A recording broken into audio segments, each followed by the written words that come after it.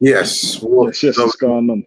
Well, what's good? It's not Tuesday, it's a Wednesday, but we're back again. Yeah, I can't lie, this week has been so hectic. Trying to get back into the rhythm of doing shows. But yeah, we're back again. So it's me, your boy Kojo, here with my boy Sam. What's good, bro? No, my man's here. Anywhere, anytime, anywhere, any place. Got to do Oh the yeah. show. The show's got to be done. Yeah, we try, bro. We try. Still slacking back. We're working on that. But yes, Yeah. everybody is good. For those of you that are going to tune in the past, present, and the future, please remember to hit that subscribe button, notification bell, all of that. Hope everybody is good though. Relatively, what would you say, bro? Relatively quiet weekend of boxing. This, to be fair, it was packed.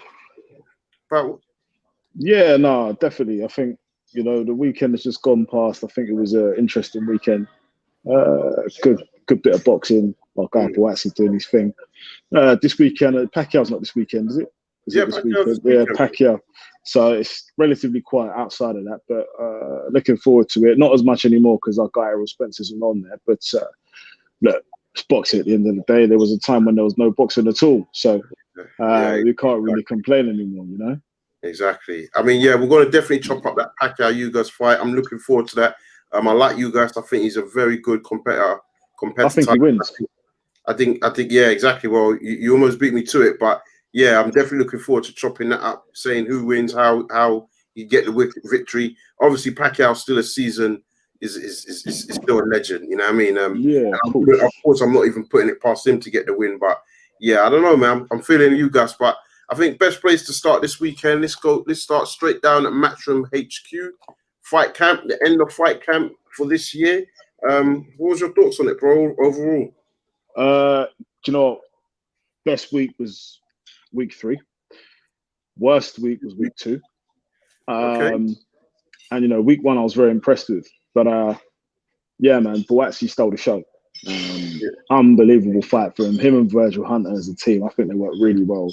From even hearing the advice that Virgil Hunter gave him, it was real simple words, kind of meaningful, just absorbing enough information, not overbearing the fight, because we see all the time sometimes in the corners that the coaches are really being so over technical and just pouring ounces and ounces of information into them.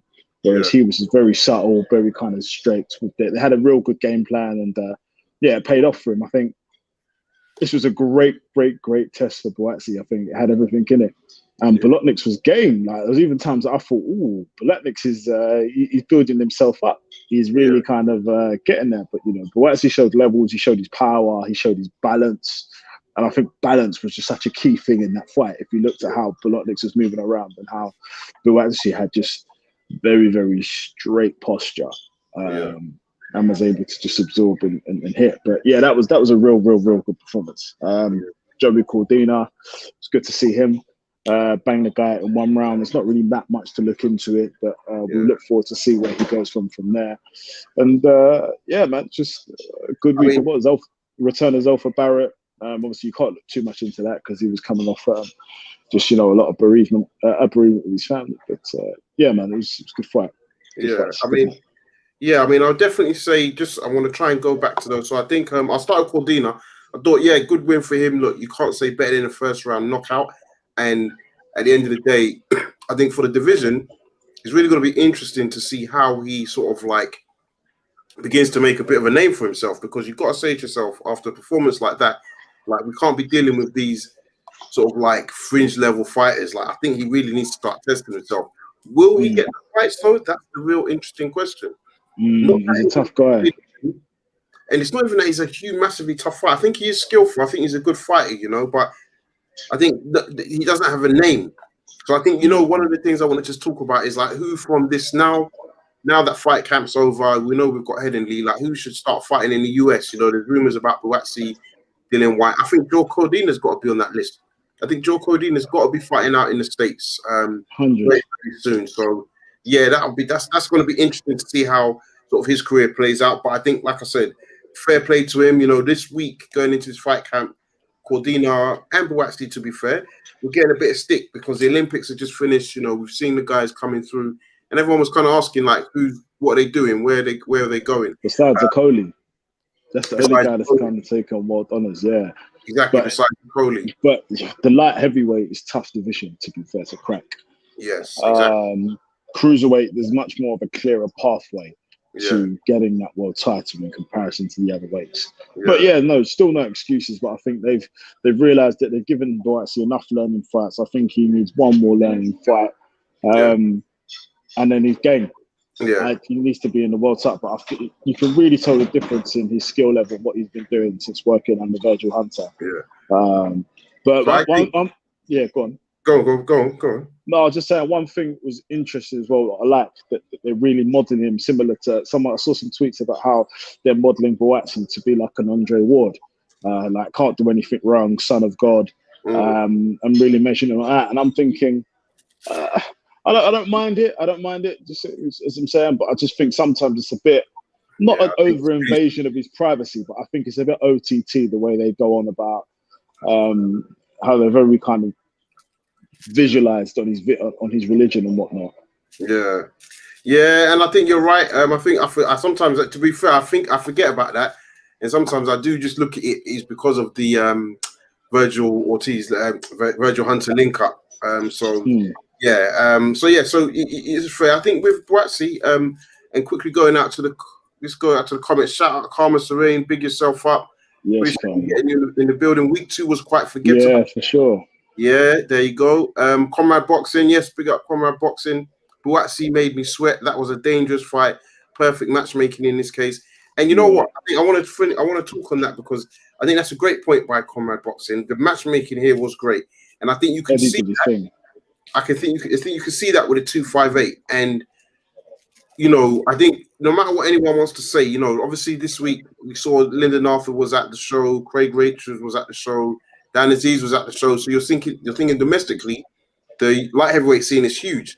But like, let's not forget, Bolotniks won the Golden Contract, which was essentially a light heavyweight tournament, and Buatsi stopped him. And I think whilst Conrad is right, he had him sweating. I think it was when I look back at it, I think it seemed like Buatsi might have been a bit too easy to hit. But actually, the question was, how many times did he really get hit? So is it a case? Many. It was that right hand. He kept getting hit across the face with the right hand. But then I think Virgil told him he needs to tuck up his right hand and come in. Yeah. And then every time he was going in for the punches, that what Bolotnik was going for with the left hook. It was like a left kind of awkward hook, and Buatsi was able to just block it with the right hand. So I think he made the adjustments. He was getting hit before because he's not really a massive bobber and mover of his head. He's quite kind of sturdy how he is, especially with his balance. But I think he made the right adjustments that he needed to. I know we talk about Floyd and he made the right adjustments, but literally he made the right adjustments. Exactly. And once he took that out of his game, he was just able to come for him. He was going for the uppercuts. They were just playing around with it. And I kind of felt they knew he was going to stop him. And then, you know, to get that last final stoppage was just icing on the cake. And especially how it came, because I'm not going to say there was a low activity of action, but like it was just that straight like bang, and then it was just over. So again, it goes to show that he carries his power late. If you remember, we say that a lot about quite a few fighters. You know, they're carrying their power late into the fight. It was the first time Buatsi had really gone that level of rounds as well. So for me, I think he really passed this test. It was a test everybody wanted to see. Bolotniks is going to make it look difficult, but he was a game fighter. Like, he blatantly came in there to obviously, when I say to win, but he definitely came in there to cause a huge amount of problems. And, you know, I'm not going to say it took Joshua a lot of time to figure him out. I think once he knocked him down in the 6th, I think he probably overestimated, you know, where Bolotniks was or underestimated Bolotniks' level, and he gassed out a bit. But again, it happens in fights. You know, you gas out, you compose yourself, you give away a few rounds, you just allow yourself to get a breather, and then you come back and win the fight in great fashion. So, yeah, for Buatsi, I do think next year you're going to see him in title fights, bro. In my opinion, I don't know if it's going to be Bivol. I like the Joe Smith fight. There was rumors about Badou Jack. I think if he fought Badou Jack and beat Badou Jack, that's a statement. It's not impossible, bro. But Badou Jack is a dangerous fight for him. Absolutely, bro. Don't forget, Badou Jack is seasoned, boy. Yeah. Badou Jack is very, very seasoned. He can bang. He's just a very experienced fighter. So, you know, if they fight to the Badou Jack fight, that's something I would actually pay so much money to go over and see if it's in the States, because Badou Jack is one of my favorite fighters in terms of everything he has. I know he's got a few losses and people say, why Badou Jack? But if you look at his craftsmanship, and how he fights. He's very, very good. Very good. But yeah, I'm looking forward to come quiet and do his thing. So Absolutely. So Carmen Swain came in with another comment. I would say he needs a couple more build-up fights. He had quite a few defensive lapses in the Bolotniks fights that he needs to tighten up before world level. And I think that's where Conrad is probably hitting at is that when you look at it, you're kind of sitting there, you're thinking, boy, there wasn't much bobbing and weaving. The head was a little bit static. But it's to that point where, we could always say, I think, a Bivol or, even to say Canelo, if you like, or Kovalev, like, you don't want to be a sitting duck for those guys. But maybe Buatsi would make the adjustments to ensure that he isn't. But I thought, yeah, he done really well in that fight. So, yeah, more play to him. Also got to talk about Virgil Ortiz versus Kalatz. I always forget this guy's name, but Mean Machine. Virgil Ortiz came out, got the win, started slow. But again, Mean Machine is a tough welterweight, and we saw that against Crawford as well. And straight away, Virgil Ortiz is calling out Terence Crawford. And bro, I've got to talk, man. Terence Crawford, I'm not gonna say he's got problems because I like him, he's a good fighter. But bro, yeah, if he doesn't fight Porter, what is he doing? gee, I don't know. Soon you're gonna get Conor Ben calling him out. Bro, legit, I'm not even gonna lie. He's not able to get fights, is he? We all want the Errol Spence fight, but we know that's not going to happen due to the politics of the sport. So, yeah, Sean Porter needs to make that happen. Otherwise, he just needs to really reconsider his options in the fight game. So, and it's not even a case of sort of saying, quitting or anything like that. But I just think, yeah, with Crawford, I'm just like, yeah, these guys are going to be calling you out, and I think their game, guys like I said, John Ennis, Virgil Ortiz. These guys are game guys, and they believe that they've got exactly. to put up a good fight against these guys. At some point we're going to have to say, well, okay, young pup, let's see what you can do, kind of thing. We can't. Exactly. Another comment from Comrade Boxon. He said Buatsi made the adjustments, but it took him too long. He needs more experience at this level before facing the big dogs, in my opinion, and that is fair. And I think that's what we'll probably see in his next fight. But I guess the question for me, Conrad, and tell me what you think. If he had stopped Bolotniks in the 6th round, do we still think it would have been the adjustments? Because I do feel, and maybe that's part of it, Buatsi just gassed himself out. He really threw the whole kitchen sink at. Yeah, he admitted that himself. Yeah, but it was obvious, and it was obvious to see, right? So you kind of say, if Bolotniks was probably, if he could have got him out of there in the 6th round, I mean, that would have been a huge statement. But yeah, there was definitely times you're watching the fight, and you're just thinking, boy, again, it's that defensive thing with Buatsi. But I think, look, we can see that he's got the offensive ability, clearly. And as much as we've been talking about everything, the jab was just on point, bro. Like the jab when he was able to just close the range, like to measure the distance fantastically. Like the jab was just on level. So yeah, for me, I really want to see. I think he'll come out, he'll fight again this year. But yeah, I really want to see what happens next with Buatsi, and I'm looking forward to it. To be fair, no, definitely, most definitely. Yeah, bro, and then obviously Rigondeaux. What did you make of the Rigondeaux and Casemiro? It's been labelled as the most boring fight ever. Oh, dry as hell, bro. I switched it off. Swear down, yeah, I liked it, man. I wasn't interested, man. I just really wasn't interested. I don't know. You know what it is? Yeah, I've seen Rigondeaux fight live, so I've got a soft spot for him. I have to be honest. But I also understand that, yeah, if you're not like when you come in for blood, guts, and gory, yeah, Rigondeaux isn't the guy to watch. Like, I think Casemiro got lucky. I think with Rigondeaux, I think people don't like his style. It's their choice, and I think that affects him in the scorecards as well. Because I think the judges, I remember seeing the scorecards and I was like, yeah, that's not really how I saw the fight playing out. But I think for Rigondeaux, yeah, he is who he is, and if he can't get that big punch, to stop his opponents as he did with Jazz Dickens, yeah, it's going to 12, and I think he just got the crowd against him because, to be fair, he's one of the few. Even when I saw him fight Cardiff, people were booing him, and it's quite common for him. Do you know what I mean? It's quite common for him to get booed when he fights. So, Yeah, it's a strange one for him. But yeah, moving on. Let's go because it's gonna be a bit of a quick show, a bit of a blast. Let's talk about this card: Pacquiao versus Ugas. You just gonna shock the world, boy. I mean, there was some news that came out today actually about Spence and confirming of the detached retina, which when it's all said and done, it's quite worrying, because you've got to wonder what that is going to do to him long term. Especially it's a kind of injury.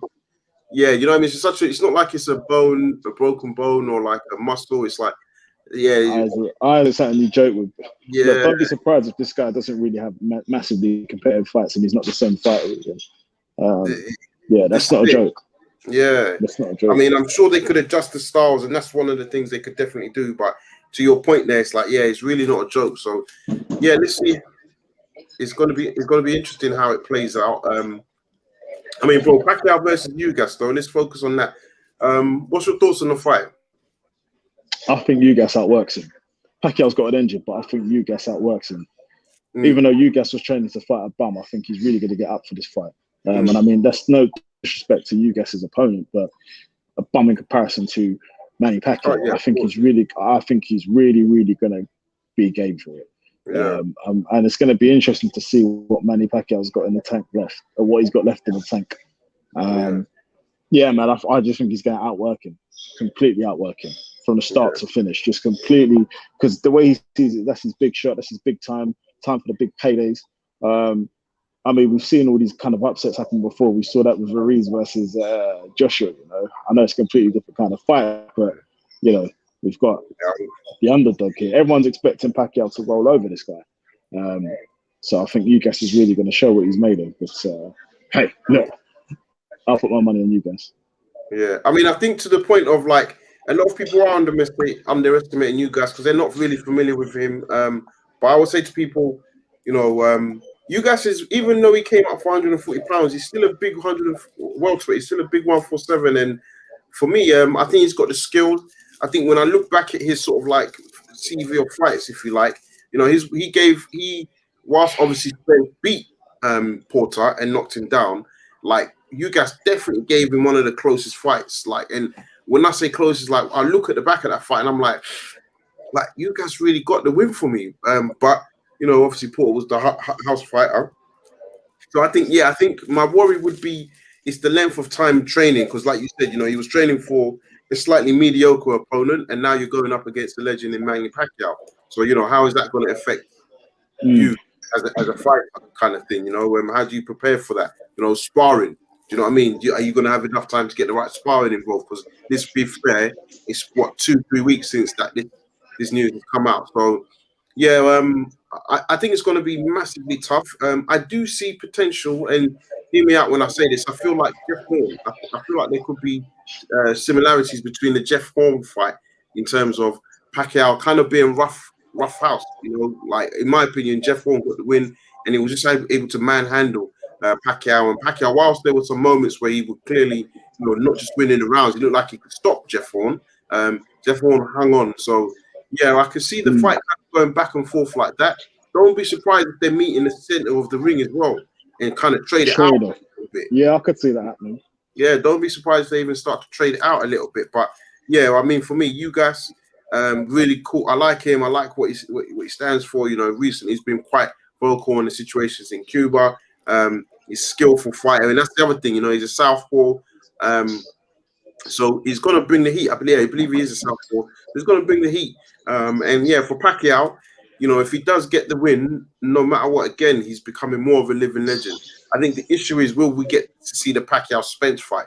Rumors were December, but again, we're going to have to see how Spence recovers from this surgery. Nothing is done until it's confirmed. We know this, especially in this COVID environment, post-COVID environment. So I believe until both these guys are doing their ring walks. Oh, what you mean, Pacquiao, or you mean with Spence? Both. I believe it. When both of them have done the weigh-in, they're about to do their rim walk, and I'm like, shit, this fight's really happening. Yeah. Big. And actually, that's a good point. We've got to talk about no way you guys gets a decision against Pac-Man. You know what? Boxing it, Conrad, and you're right. And and that's why I haven't really said can he knock him out. I think that's a good shout. The only thing I will say, and it depends what's going on politically behind the scenes, right? Is Timothy Bradley got decisions against got a decision against Pacquiao, and I thought Pacquiao won that fight. So yeah, you never know, but yeah, I think that's a good call. But Ugas, the way he fights, I think he's got the power to stop stop fighters. And I think he can land powerful shots. You know, especially with Manny Pacquiao, sometimes he throws the punches, but he doesn't have his feet planted. He kind of like lifts himself off. You know, he's always kind of like punching with his feet off the ground kind of thing. So if he catches him right, times him, could be more. Yeah, exactly. Comrade Box says, I'm not even sure Spence would have gotten a decision unless he dropped Pac-Man 2 times. Wow, okay.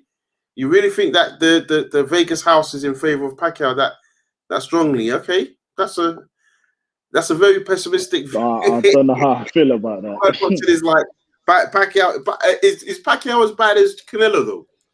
Comrade, that's what I would say. Me, Comrade, Canelo is the guy that you ain't getting any decision. Yeah, of course, man. Of course. Yeah. You ain't getting a decision from him against him. Pacquiao again, even the Jeff Horn fight, but I know everyone will say Jeff Horn fight was in Australia, so he was the house fighter. I get that, but yeah, it's the Bradley one. I'll probably revert to and say, you know what? Yeah, that was a mediocre performance from the judges. Definitely. Yeah, so I mean, also this week we've seen the news that and let's talk Amir Khan, your buddy Amir Khan, meeting up with Eddie Hearn, meeting up with Adam Smith. I almost forgot his name because there's no boxing there, and Ben from Boxer. What do you make of that? No, it's good. Doing the rounds. Simple. Highest bidder wins. This fight's a big fight. They believe it's a big fight. It is a big fight. I don't know if it's big to the casuals, but big to the core boxing fan heads. Yeah. Outside Tyson Fury, Joshua, is that the biggest fight in the British scene? You kind of got to argue with them in a way that it is, and agree. Sorry, not argue. Agree with them. But yeah. Again, I've heard talk about this fight several times. So until I see an announcement all done, it's until I see the announcement that I believe it's going to happen. But if it does, I think Sky will take it because Sky want to really offer that kind of money and show that what they're made of and whatnot. But yeah, it's all about us seeing when it will happen. But I'm a firm believer that Sky will take it, just purely based on they're running out of options. Yeah. And I think what's also interesting is both guys. I mean, which one of them are really with Eddie Hearn at the moment? If we're saying none of them are really signed to DAZN, none of them are really signed to Matchroom. You know, you can even tell when Kelbrook was at Fight Camp, you could tell them two really had a bit. They didn't really have that. The relationship ain't like what it was. Yeah, of course, man. Of course, bro. So it's interesting. I think to your point, yeah, it could be Sky. I think whoever gets it will pay big money, and I'm gonna say rightly so. I think it can command big money, this fight. People are gonna watch it. I know people might get in the comments and please guys, and if you're watching O2 Arena, bro, yeah, or even up. They're both Brooks from Sheffield, Carnes from Bolton. You never know, it could even be Manchester. Yeah. If Comrade Boxing, the crowd will go Manny every time he lands a shot. Yeah, fair play with that. But yeah, with Brook and Khan, I just think, look, it's not a huge fight that we want to see, but we might as well get it because there's been so much tension over the years. Let's get the press conference. Let's get the stick. You know, let's get both of these guys just talking crap, and then let one of them walk away with what do we call it? Like one of them will have what's the word I'm looking for? Like they've got the rights. They've earned that right. Bragging rights, essentially, is what I'm saying. That's all this fight is about. It's about bragging rights. And even the weight, I was thinking about it, like the weight that this fight is going to be in. Again, if this is at 147 pounds, I think that's going to damage Brook because Brook just looks too lean and too skinny when he gets to 147. If you think back to the Crawford fight, that weigh-in, he just looks too skinny, and you saw him on the weekend. You know what I mean? The face was bumpy. Like, to be fair, he's probably got the same amount of weight as me. So, yeah, I think for me, they've got to get the weight right, just so that it makes it a bit more competitive. and we can sell it a bit Yeah, better. both guys retire after this. Yeah, Karma Serene, they're both past their sell-by dates, as is this fight, but I'll still watch it 100%. 100% Karma. 100%. Yeah. Bragging rights. That's it. That's what I was looking. That was the word I wanted. Bragging rights. Yeah. They're past their sell-by date. But you know what? In the flip side, and I won't focus on it too much. You know, we've seen guys like Tyson and Roy Jones. We're now seeing David Haye and this Joe Fournier pull-up fight. We're seeing, you know, and I know people say I was making a mockery of boxing. I don't necessarily believe that to be the case, but yeah, boxing is just opening up in different ways now. So, you know, the fact David Hayes spoken about he's getting more money for the Fournier fight than he got the Belly fight says a lot. Like, there's money in the sport now. People want, and if people can attract these names, I mean, Hayes on the same card as De La Hoya. Like, it's madness, bro. Like, am I in the early 2000s, bro, where De La Hoya is still fighting? It's madness, bro. And you know David Haye knows how to sell a fight, so bro. But I still think this is going to be a hard sell. Apparently, it's £25. I think that's the usual Triller fight, bro. I'll be honest. I paid for the Mayweather one, yeah, I did, but I'm definitely not paying for this David Haye fight, bro. No. But you know, people will. Yeah, people will, bro. You're right, people will. But I don't think it's a massive UK fight. I think it's just a bit of an extra add-on for the main event for De La Hoya. Yeah, probably you're right on that. Because even when you look at like the KSIs, the Logan Pauls, all those guys have got huge fan bases that are young. You know, they've got that young audience that still draws attention. I'm looking at David Haye and I'm thinking, right, bro, you got to drop it. You got to drop this, but clearly he won't. And then we'll just have to see how it goes from there. Bro, in terms of this weekend's fight, so we got Ugas, obviously. No UK cards, but we will be looking forward to seeing the Lara versus Warrington card at Headingley. Conor Benn has now been added to that card. What's your thoughts, man? It's good to see Conor Benn at fight camp. Yeah, I didn't really like his commentary. He should stick to boxing. Stick to boxing. I like Conor Benn, but yeah, stick to boxing. No, not really, man. Not really, man. Just stick to boxing because I just don't think he deserves the podium yet. I think once he starts beating credible guys, Granados, if he beats Granados, okay, but you know, Vargas before, it's just, I don't know, man. I just weren't really feeling that. At all. No, absolutely. But look, he's there to sell the fight for September 4th, so really looking forward to him fighting. Really looking forward to seeing what he can do. And Granados is going to be up for the fight. Granados ain't no punk. Don't be surprised if Conor Benn loses. You know what I'm saying? I mean, yeah, it's going to be interesting because I do think Granados was slightly underestimated. But yeah, I probably would still tip Ben. But yeah, I know what you're saying. I don't think this is an easy fight by any stretch.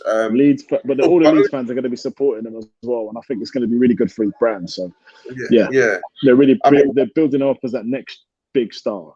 Yeah. One of the things I was going to say this week, there's a guy, Akeem Ellis-Brown, and you know it's crazy. I watched this guy about 4 years ago in York Hall, in a southern area. He beat I forgot the guy's name now, but he had another domestic. So he was in one of these MTK shows. We had the press conference last week with a guy called Sam Maxwell, and it was very tasty. Philip Bowes is the guy I'm talking about. He beat Philip Bowes.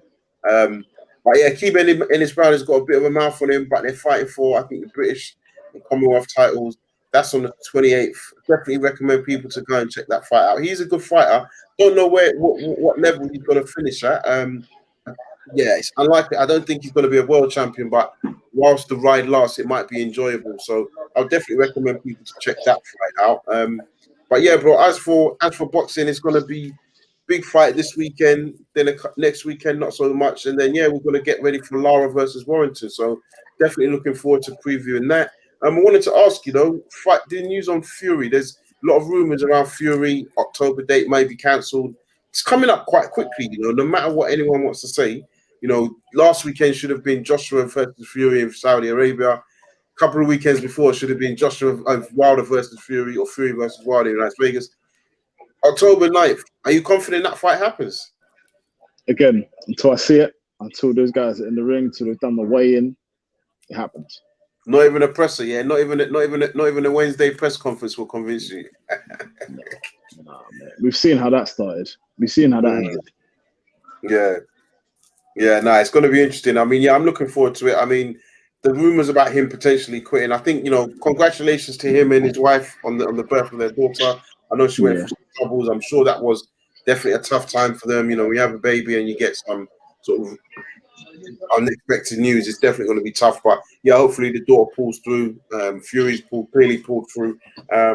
And yeah, I mean, look, I hope we do get to see that fight because I think we need it, bro. I mean, not obviously we didn't get the heavyweight Fury Wilder, Fury Joshua. We didn't get Pacquiao Spence. And it's kind of like, where's the big fight now? Do you know what I mean? Like Canelo Plant hasn't been announced, or it's not happening on Cinco de Mayo. Sorry, in September. So you're kind of saying to yourself, in Mexican, what's the next big fight? Yeah, exactly, bro. But yeah, fingers crossed. Fingers crossed. Yeah, exactly, man. So listen, guys, we're gonna make a move, but yeah, it was a quick one. Just to quickly have a quick catch up on the fights this weekend. Like I said, please be sure to like, subscribe, and share. We will be getting more interviews out at the moment. Everybody's on their summer holidays. Even I'm taking my summer holidays soon. So yeah, it's that time of the year. But yeah, definitely going to be picking up with September. So shout out to everyone that supported and commented on the show today. Really appreciate it. Cheers, guys. As always, peace. Cheers, guys.